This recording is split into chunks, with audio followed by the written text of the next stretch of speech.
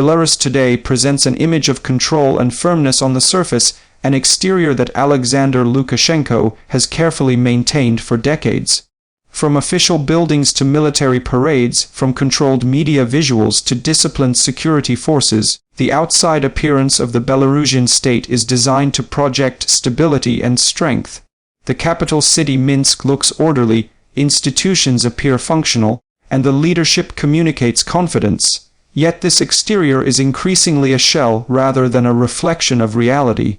Beneath the polished surface, pressure is building. Public silence does not mean public consent, and calm streets do not necessarily indicate political health. The outer image of Lukashenko's rule still looks solid, but cracks are becoming visible to anyone who looks closely enough. The exterior strength of the system now relies heavily on repetition, symbolism, and force rather than genuine national unity. When we move deeper into the interior of the Belarusian political system, the picture becomes far more complex and tense. Inside the structure of power, Lukashenko governs through an increasingly narrow circle of loyal officials, security elites, and institutions that function under constant pressure. This interior is large, heavy, and rigid, built over years to centralize authority around one man. Decision-making no longer flows from open debate or long-term planning, but from fear of instability and loss of control. The bureaucracy works, but it works defensively. Officials focus on avoiding mistakes rather than solving problems.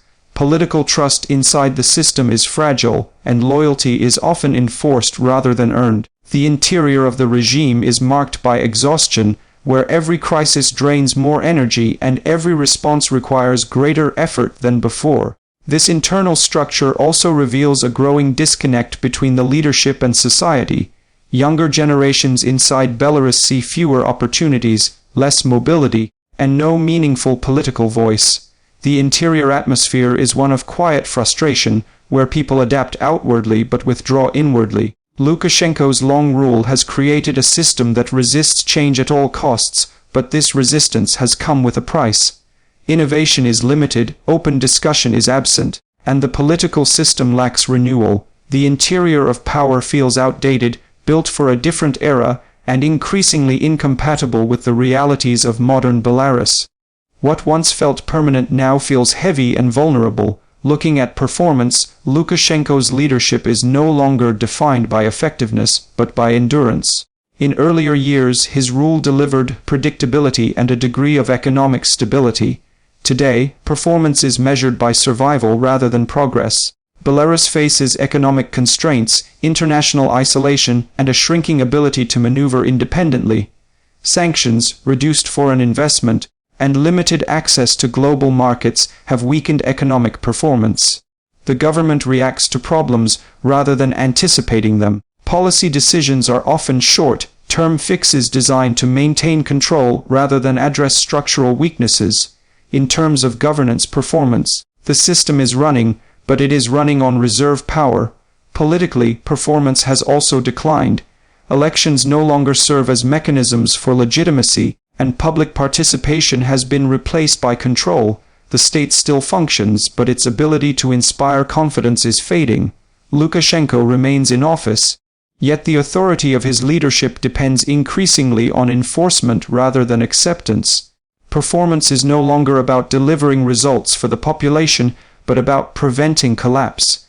This shift marks a critical stage in any long-term rule, where time becomes an enemy instead of an asset. Security has always been a central feature of Lukashenko's rule, and it remains one of the strongest tools of the Belarusian state. The safety framework focuses heavily on internal control, surveillance, and rapid response to dissent. On paper, this provides order and predictability. Streets are monitored, institutions are guarded, and protests are quickly neutralized. However, this version of safety is narrow and regime-centered. It prioritizes political survival over societal well-being. True national security includes economic opportunity, social trust, and political legitimacy. These elements are weakening. Over time, excessive reliance on force creates long-term instability. Fear can suppress opposition, but it cannot build loyalty. The safety model currently in place protects the leadership, but leaves the country exposed to deeper risks. A system that depends on constant enforcement becomes brittle. When pressure increases, it does not bend, it breaks. Belarus today is safe on the surface, but internally, the absence of trust creates uncertainty about the future. Despite these challenges, Lukashenko's system still has unique selling points that explain its endurance. Centralized authority allows for fast decision-making without institutional resistance. The security apparatus is disciplined and loyal. Media control ensures narrative dominance inside the country. The political structure is simple, direct, and resistant to external influence. These features have allowed Lukashenko to outlast protests, criticism, and international pressure. However, these same strengths are now limiting growth. What once ensured stability now prevents adaptation. The system offers predictability but not progress. It provides control but not inspiration. These unique features appeal to those who fear chaos more than stagnation, but they fail to address long-term national development. Belarus is not collapsing, but it is not moving forward either. The unique model that once differentiated the country is now isolating it. As regional dynamics evolve, Belarus remains locked in a static political design. The price of maintaining this model continues to rise. Economically, the country pays through reduced investment, limited trade options, and slower development. Socially, the cost is measured in lost talent, emigration, and declining optimism. Politically, the price is growing isolation and reduced legitimacy. Every year without reform increases the cost of eventual change. Lukashenko's leadership requires constant resources to maintain control, and those resources are not infinite. The population pays a silent price as well. Stability without opportunity leads to resignation rather than loyalty. The longer the system remains unchanged, the harder it becomes to reform peacefully. The cost of delay accumulates, making future transitions more uncertain and more expensive. Time is no longer neutral, it actively works against the current leadership. In conclusion, Lukashenko vs. Belarus is no longer a question of power versus opposition, but of time versus control. Lukashenko remains in charge, but the conditions that once sustained his rule are fading.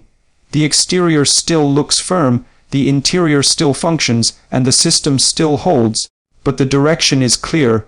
Leadership based solely on endurance eventually faces limits. Belarus stands at a quiet turning point, where change does not announce itself loudly, but grows steadily beneath the surface. Lukashenko may still govern today, but time is no longer on his side, and the future of Belarus will not be decided by control alone.